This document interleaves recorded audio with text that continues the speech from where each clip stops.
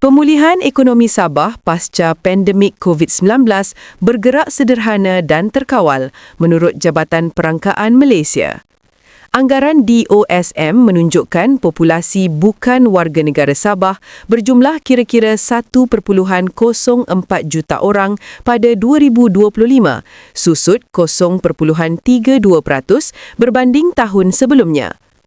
Data yang diterbitkan pada 24 Disember 2025 mencerminkan fasa pelarasan berterusan selepas pandemik susulan penutupan sempadan dan gangguan bekalan buruh yang mengubah corak migrasi.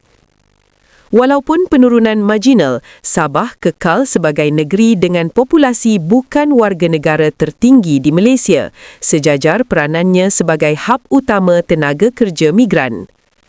Sandakan mencatat jumlah bukan warga negara tertinggi dengan kira-kira 195,000 orang, diikuti Tawau 142,000 dan Kota Kinabalu 125,000.